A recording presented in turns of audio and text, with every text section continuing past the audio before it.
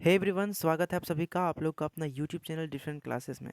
बहुत दिनों के बाद आप सभी के लिए मैं लेकर आ चुका हूँ क्लास 10th का प्रीवियस ईयर का सोशल साइंस का मॉडल पेपर, जो कि इस बार 2024 के लिए बहुत ही इंपॉर्टेंट होने वाला है। ठीक है, बहुत सारे क्वेश्चंस जो है सो प्रीवियस ईयर्स के रहेंगे। ठीक है, मिलेंगे, तो वीडियो को पूरा एंड तक देखिएगा दोस्तों। ठीक है, वीडियो स्टार्ट करने से पहले मैं आप लोगों को एक बातें बताना चाहता हूँ कि अभी कुछ दिनों से, लगभग 13 से 14 दिनों से हमारा इस चैनल पे कोई भी वीडियो नहीं अपलोड हो रहा था, जिसका कारण था कि मैं अपना सेटअप में लगा हूँ। ठीक है, कुछ अच्छा सेटअप करने में लगा हूँ, जिसका काम चल रहा है अभी। ठीक है, तो अभी 2 से 3 दिनों के अंदर वो सारी चीज़ें कंप्लीट हो जाएगा, फिर पर डे वीडियोज़ आया करेगा। ठीक है, तो चैनल पे नए हैं तो चैनल को प्लीज़ सब्सक्राइब करके रखिएगा। ठीक है, ताकि ऐसे ही सारे वीडियोज़ मैं लाता रहूँ और आप तक पहुँचाता रहूँ। तो चलिए बिना लेट के वीडियो को स्टार्ट करते हैं दोस्तों। ठीक है, तो देख सकते हैं यहाँ पर टोटल क्वेश्चंस जो हमारे रहेंगे वो कितना रहेंगे ऑब्जेक्टिव में। ठीक है, ये 14, ठीक है, 40 रहेंगे। सभी प्रश्न के उत्तर अनिवार्य है ना। प्रत्येक प्रश्न यहाँ पर जो है सो के लिए 1 अंक निर्धारित किए गए हैं। ठीक है, प्रत्येक प्रश्न के 4 विकल्प दिए गए हैं। मतलब एक क्वेश्चन के आपके 4 ऑप्शंस मिलेंगे, जिसमें से आपको एक टिक करना है। ठीक है, सही विकल्प का चयन करना, आपको उनमें से एक, सभी नहीं, एक को आपको चयन करना है। ठीक है, गलत उत्तर के लिए यहाँ पर कोई भी अंक नहीं काटे जाएंगे। ठीक है, मतलब कि यहाँ पर नेगेटिव मार्किंग नहीं रहेगा। ठीक है, चलिए अब हम लोग पहला क्वेश्चन को चलते हैं। हमारा पहला क्वेश्चन क्या है कि राष्ट्रवाद में एक निश्चित भौगोलिक क्षेत्र में रहने वाली जनता इनमें से किसके द्वारा जुड़ी होती है। ठीक है, राष्ट्रवाद में जो होता है दोस्तों, एक निश्चित भौगोलिक क्षेत्र में जितने भी जनता होते हैं वो किसके द्वारा जुड़ी रहती है, इन ऑप्शंस में। ठीक है, तो यहाँ पर देख सकते हैं, यहाँ पर बहुत सारे ऑप्शन दिए हैं। ठीक है, तो एक एक करके हम लोग पढ़ते हैं। तो यहाँ पर देख सकते हैं, पहला जो ऑप्शन दिया है कि समान संस्कृति। ठीक है, दूसरा है समान इतिहास, और तीसरा है भाषा और लोक परंपरा। ठीक है, इसके बाद है इनमें से सभी। तो इनमें जितने भी ऑप्शंस यहाँ पर दिए गए हैं, ठीक है, समान संस्कृति, समान इतिहास, भाषा और लोक परंपरा, इसमें सभी हो जाएंगे दोस्तों। ठीक है, सभी से जो है सो जनता इनमें जुड़ा रहता है राष्ट्रवाद में। ठीक है, तो याद रखिएगा। चलिए नेक्स्ट क्वेश्चन की चलते हैं, हमारा दूसरा क्वेश्चन की ओर। दूसरा क्वेश्चन कि जर्मनी के एकीकरण में प्रमुख भूमिका निभाने वाले बिस्मार्क कहाँ के चांसलर थे। तो कहाँ के चांसलर थे दोस्तों, तो दूसरा का आपका हो जाएगा ऑप्शन सी, यानी कि प्रसा। ठीक है, प्रसा हो जाएगा, प्रजा नहीं, प्रसा। ओके, ये ऑप्शन सी। ठीक है, चलिए नेक्स्ट क्वेश्चन के चलते हैं। नेक्स्ट है कि सरदार वल्लभ भाई पटेल ने किस किसान आंदोलन का नेतृत्व किया था। जो सरदार वल्लभ भाई पटेल जी थे वो किस किसान आंदोलन का जो नेतृत्व किया था। ठीक है, तो वो जो किया था दोस्तों, तो 3 का आपका हो जाएगा ऑप्शन बी नंबर, यानी कि बारदोली आंदोलन। ठीक है, ऑप्शन बी नंबर हो जाएगा इसका राइट आंसर। चलिए नेक्स्ट क्वेश्चन के चलते हैं। वीडियो को पूरा एंड तक देखिएगा दोस्तों। ठीक है, और चैनल पे नए तो चैनल को प्लीज़ सब्सक्राइब कर दीजिएगा। ठीक है, हम लोग 1K के बहुत ही नज़दीक हैं। ठीक है, और आप लोग का इसी प्रकार प्यार और सपोर्ट रहा तो हम लोग बहुत आगे जाएंगे। ठीक है, तो चलिए अगले क्वेश्चन को चलते हैं। तो हमारा तीसरा क्वेश्चन हो गया था। अब चौथा क्वेश्चन के चलते हैं कि साइमन कमीशन जो है वो भारत क्यों आया था।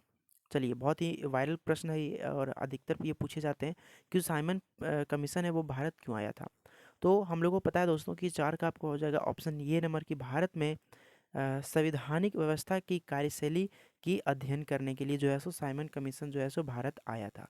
ठीक है, तो साइमन कमीशन क्यों आए थे भारत। भारत में जो संवैधानिक व्यवस्था है, ठीक है, जो भी कानून व्यवस्था है, उसकी कार्यशैली का अध्ययन करने के लिए आया था कि यहाँ पर कैसी संवैधानिक चीज़ें होता है, किस प्रकार यहाँ पर कानून व्यवस्था चलता है। ठीक है, चलिए नेक्स्ट क्वेश्चन के चलते हैं। नेक्स्ट हमारा है कि प्राचीन काल में किस स्थल मार्ग से एशिया और यूरोप का व्यापार होता था। कि जो प्राचीन काल थे, पहले के जो ज़माना था, पहले के जो काल थे, उनमें से किस स्थल मार्ग से एशिया और यूरोप का जो है सो व्यापार होता था। तो वो होता था दोस्तों, है ना, ऑप्शन बी, यानी कि रेशम मार्ग। ठीक है, 5 का आपका हो जाएगा ऑप्शन बी नंबर, यानी कि रेशम मार्ग। ठीक है, रेसर मार्ग से एशिया और यूरोप का जो है सो व्यापार होता था। चलिए नेक्स्ट क्वेश्चन पे चलते हैं। नेक्स्ट हमारा छठा क्वेश्चन है कि गाड़ियों के उत्पादन के लिए असेंबली लाइन का प्रयोग अमेरिका में सबसे पहले किसने किया था। तो जो गाड़ी के उत्पादन होता है उसमें असेंबली लाइन का जो प्रयोग हुआ था वो अमेरिका में सबसे पहले किसने किया था, उसका नाम यहाँ पर ऑप्शन दिया है। ऑप्शन ए एडिसन है, ऑप्शन बी है फिलिप्स, ऑप्शन सी है रूजवेल्ट, ऑप्शन डी है हेनरी फोर्ड। ठीक है, तो इसका जो राइट आंसर हो जाएगा दोस्तों 6 का आपका डी नंबर हो जाएगा, यानी कि हेनरी फोर्ड। जो हेनरी फोर्ड था, इन्होंने ही किया था।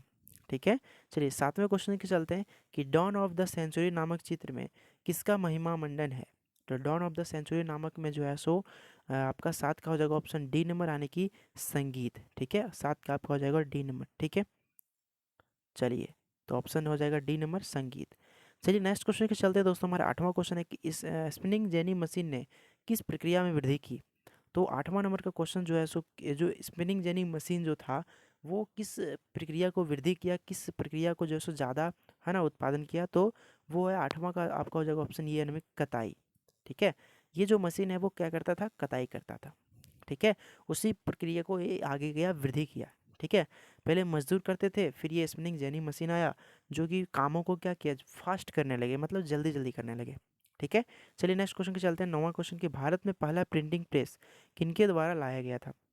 तो प्रिंटिंग प्रेस का जो पहला आगमन था दोस्तों वो किनके द्वारा लाया गया था, तो वो लाया गया था ऑप्शन हो जाएगा बी नंबर, यानी कि पुर्तगालियों द्वारा ये चीज़ें लाया गया था। क्या चीज़ जो है सो प्रिंटिंग प्रेस। ठीक है, चलिए नेक्स्ट क्वेश्चन चलते हैं कि गेली क्या है। गेली क्या है दोस्तों, तो ये जो है ना 10 का आपका हो जाएगा ऑप्शन ये, यानी कि धातुए फ्रेम। ये है धातुए फ्रेम, गेली जो है वो क्या है, धातुए फ्रेम। ठीक है, नेक्स्ट क्वेश्चन की चलते हैं कि यदि सरकार के विभिन्न अंगों विधायिका, कार्यपालिका और न्यायपालिका के बीच का सत्ता का बंटवारा रहता है तो उसे सत्ता का क्या कहते हैं, उसे कहते हैं 11 का ये नंबर, यानी कि 36। ठीक है, 36 वितरण कहा जाता है।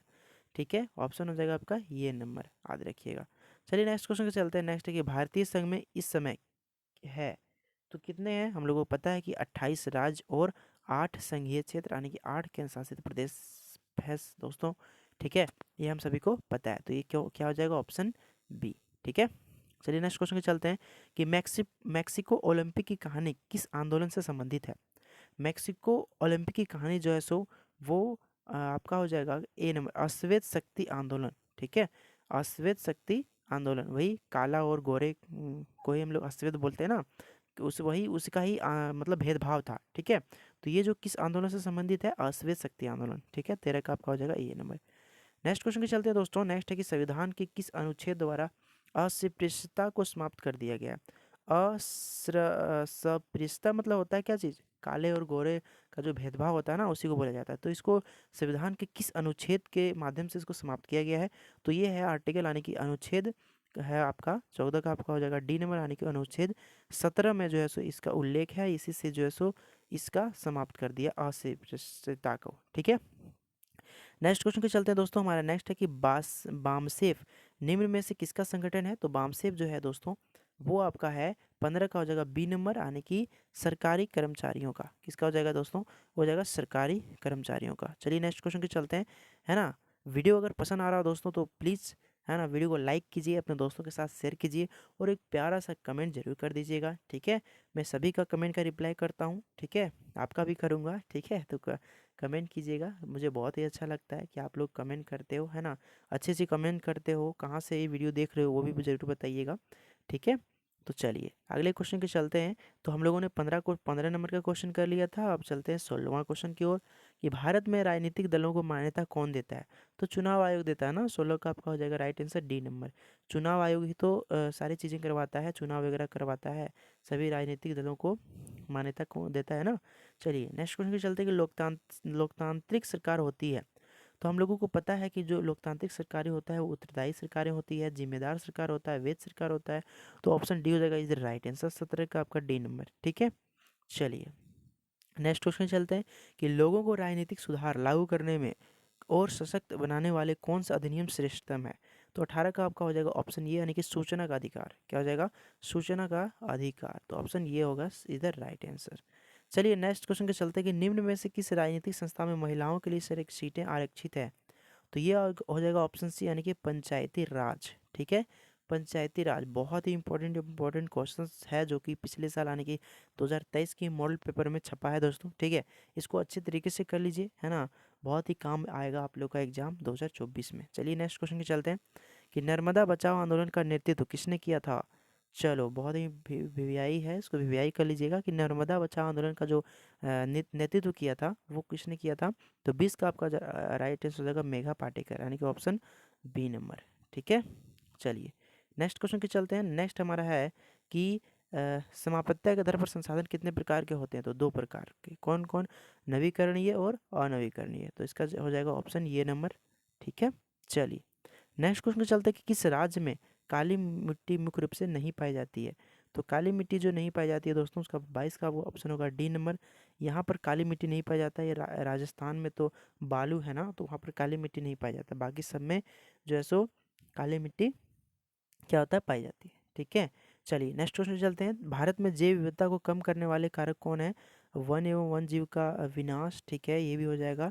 वन्य जीव को मारना या शिकार करना, ये भी हो जाएगा। पर्यावरणीय प्रदूषण एवं दवानल, ये भी हो जाएगा। तो इसका राइट आंसर हो जाएगा ऑप्शन डी, उपरोक्त सभी। चलिए ऐसे अगले क्वेश्चन के चलते कि बहुउद्देशीय परियोजनाओं का कौन सा लाभ है? बाढ़ पर नियंत्रण, जो हम लोग बाढ़ बनाते हैं ना, उसकी कौन कौन सा लाभ होता है? तो बाढ़ पर नियंत्रण होता है, सिंचाई की सुविधा कर पाते हैं हम लोग, है ना, सिंचाई कर पाते हैं, जल विद्युत उत्पादन कर सकते हैं, है ना, विद्युत उत्पादन कर सकते हैं। तो इसका जो हो जाएगा ऑप्शन डी, उपरोक्त सभी। ठीक है, चलिए नेक्स्ट क्वेश्चन के चलते हैं कि चाय, कॉफी, रबर, गन्ना, केला आदि किस तरह की फसलें? ये जो है ना दोस्तों, 25 का आपका हो जाएगा राइट आंसर। क्या हो जाएगा डी, सी नंबर, सॉरी, रोपन फसलें। क्या हो जाएगा? रोपन फसलें। ठीक है, चलिए नेक्स्ट क्वेश्चन के चलते हैं। नेक्स्ट हमारा है 26वां क्वेश्चन कि भारत में धान की खेती मुख्य रूप से किस फसल ऋतु में की जाती है? तो हम लोगों को पता है कि जब जो बारिश होता है ना, 26 का आपका हो जाएगा ए नंबर, खरीफ फसल, है ना। जो धान किस किस फसल के अंतर्गत आता है? खरीफ फसल में। तो इसका राइट आंसर हो जाएगा ऑप्शन ये नंबर। ठीक है, चलिए अब नेक्स्ट क्वेश्चन के चलते हैं। हमारा नेक्स्ट है कि निम्नांकित कोयले के खानों में कौन सा झारखंड राज्य में है? तलचर, बोकारो, सिंगरेनी, रानीगंज। तो हम लोग सभी को पता है कि बोकारो जो है वो झारखंड में है। तो 27 का आपका क्या हो जाएगा? B number. ठीक है, चलिए नेक्स्ट क्वेश्चन के चलते हैं। 28वां क्वेश्चन की निम्नांकित में से कौन सा एक आधारभूत उद्योग है? तो कौन हो जाएगा? 28 का आपका बी नंबर, लोहा इस्पात उद्योग, ये आपका आधारभूत उद्योग है। ठीक है, चलिए नेक्स्ट क्वेश्चन के चलते हैं कि कारखानों द्वारा निष्कासित 1 लीटर अपशिष्ट से लगभग कितना गुना जल दूषित होता है? मतलब जो कारखाने होता है ना, फैक्ट्री वगैरह, उसमें जो गंदगी होता है, मतलब गंदा पानी होता है, वो 1 लीटर गंदा पानी से अगर वो बाहर निकालता है तो वो शुद्ध जल में मिलकर कितना लीटर पानी को वो दूषित कर देता है? तो वो दोस्तों हो जाता है सी नंबर, 8 गुना। सोच लीजिए 8 गुना, वो सिर्फ 1 लीटर गंदा पानी से वो 8 गुना स्वच्छ जल को गंदा कर देगा वो। ठीक है, चलिए निम्नांकित में से सड़क परिवहन के बारे में कौन सा कथन असत्य है? कौन सा कथन असत्य है दोस्तों? देखते हैं। पहला है सड़क सड़क घर घर सेवाएं उपलब्ध कराता है ना। चलिए ये भी सही है। उबड़ खाबड़ भूमि पर भी बनाई जा सकती है, ये भी सही है। सड़क परिवहन अन्य परिवहन के साधनों के लिए कड़ी का कार्य करता है। रेलवे की अपेक्षा लागत बहुत अधिक है। ठीक है, तो ये क्या हो जाएगा? इनमें से कौन हो जाएगा? आप लोग इसको कमेंट करके बताइए। ठीक है, ये मैं इसको ऐसे छोड़ देता हूँ आप लोगों के लिए। आप लोग इसको जाइए, इसको आपको क्या समझ आता है आप लोग हमें कमेंट करके ज़रूर बताइएगा। ठीक है, चलिए नेक्स्ट क्वेश्चन की चलते हैं। नेक्स्ट क्वेश्चन है कि मानव विकास रिपोर्ट पर देशों की तुलना किस आधार पर करती है? तो किसी भी देश का जो मानव विकास रिपोर्ट तैयार की जाती है, उसके स्वास्थ्य के ऊपर किया जाता है, स्वास्थ्य को देखकर किया जाता है, शिक्षा को देखकर करते हैं, प्रति व्यक्ति आय पर करते हैं। तो ये ऑप्शन हो जाएगा डी नंबर, उपयुक्त सभी। ठीक है, नेक्स्ट क्वेश्चन के चलते कि इनमें से कौन सी भावी पीढ़ी के कल्याण को परिभाषित करता है? तो कौन सा करता है दोस्तों? तो ये हो जाएगा आपका ऑप्शन नंबर 32 का सी नंबर, यानी कि धारणीय विकास। ठीक है, नेक्स्ट क्वेश्चन के चलते हैं कि सलमा एक सरकारी अस्पताल में नर्स का कार्य करती है। सलमा किस क्षेत्र की गतिविधि में संलग्न है ना? तो हम लोगों को पता है, ये आपका इकोनॉमिक्स से पूछा गया है। तो हम लोगों को पता है दोस्तों कि जो सरकारी कामकाज होता है वो क्या होता है? संगठित। ठीक है, और जो सरकारी काम से अलग काम करते हैं, ठीक है, जैसे खेत में काम, मजदूर का काम कर रहे हैं, वो असंगठित क्षेत्र में आते हैं। तो सरकारी सलमा जो है सो क्या है? एक नर्स है ना, सरकारी सेवा दे रहा है। तो क्या हो जाएगा? ऑप्शन नंबर डी, संगठित। ठीक है, चलिए ये आपका हो जाएगा संगठित। नेक्स्ट क्वेश्चन के चलते हैं कि सेवा क्षेत्र में इनमें से किस तरह की गतिविधियां शामिल है? सेवा क्षेत्र मतलब हम सेवा देते हैं, ठीक है, कोई भी चीज़ को सेवा देते हैं। तो क्या हो जाएगा? ऑप्शन नंबर सी, यानी कि परिवहन, संचार और बैंकिंग। बैंकिंग क्या करता है? हम लोगों को सेवा प्रदान करता है ना, option C number. Next question के निम्न में से कौन वस्तु विनिमय का उदाहरण है? वस्तु विनिमय मतलब कोई भी चीज़ को हम खरीदते हैं तो उसके लिए हम कुछ सामान देते हैं, ठीक है, ना कि पैसा। तो क्या हो जाएगा? ऑप्शन नंबर क्या हो जाएगा? 35 का ये नंबर, एक गाय के बदले 5 बकरी का सौदा। तो ये क्या वस्तु का विनिमय किया ना, वस्तु से वस्तु को खरीदे कि नहीं, है ना। चलिए नेक्स्ट करते हैं। एक होता है मुद्रा विनिमय, यानी पैसा से हम लोग पैसों से मतलब एक तो होता है जो हम लोग पैसों से खरीदते हैं। बट एक होता है जो हम लोग कुछ चीज़ें देकर कुछ चीज़ें खरीदते हैं, जैसे पहले के ज़माने में होता था कि नहीं, वैसे ही। चलिए नेक्स्ट क्वेश्चन पे चलते हैं। व्यापारिक बैंक से क्या कार्य है? व्यापारिक बैंक से क्या कार्य है? हम लोग को पता है, ये साख निर्माण करते हैं, ऋण देते हैं, जमा स्वीकार करता है, तो इनमें से सभी हो जाएगा option D number. Next question के चलते हैं कि इस बहुराष्ट्रीय कंपनियों का डॉट डॉट डॉट देशों में उत्पादन पर नियंत्रण होता है? केवल एक या फिर एक से अधिक? तो एक से अधिक जो है सो बहुराष्ट्रीय कंपनियों का देशों में उत्पादन पर नियंत्रण होता है। ठीक है, ऑप्शन हो जाएगा सी नंबर। ठीक है, नेक्स्ट क्वेश्चन के चलते हैं। हमारा नेक्स्ट है कि फोर्ड मोटर किस देश की कंपनी है? तो फोर्ड मोटर जो है दोस्तों वो किस देश की कंपनी है? तो वो है आपका 38 का होगा, हो जाएगा सी नंबर आने की अमेरिका का। ठीक है, तो आपका राइट आंसर हो जाएगा ऑप्शन सी। चलिए नेक्स्ट क्वेश्चन के चलते हैं। हॉलमार्क किस प्रकार की वस्तुओं की गुणवत्ता का प्रमाणक चिन्ह है? तो वह आभूषण, सोना चांदी वगैरह का, है ना। तो आपका हो जाएगा option C number. Next question चलते हैं और इस वीडियो का लास्ट क्वेश्चन है दोस्तों कि राष्ट्रीय उपभोक्ता दिवस किस तिथि को मनाया जाता है? तो राष्ट्रीय उपभोक्ता दिवस जो है वो मनाया जाता है 24 दिसंबर को। कब मनाया जाता है? 24 दिसंबर को, ऑप्शन नंबर बी। ठीक है, तो ये था दोस्तों प्रीवियस ईयर का यानी कि 2023 का जो मॉडल पेपर था, उसका इम्पोर्टेंट क्वेश्चंस था, उसको मैंने करवा दिया। ठीक है, इसी प्रकार हर वीडियो आएगा, तो चैनल पे प्लीज़ एकदम बने रहिएगा। ठीक है, और जितने भी आप लोग बच्चे हैं सभी इस चैनल को सपोर्ट करें और इस चैनल को आगे लेकर जाएं। ठीक है, और कमेंट ज़रूर कीजिएगा, है ना। नए हैं चैनल को सब्सक्राइब कर दीजिएगा। मिलते हैं फिर अगले वीडियो में, तब तक रखिए अपना ख्याल, हंसते रहिए, मुस्कुराते रहिए, पढ़ते रहिए। जय हिंद, जय झारखंड।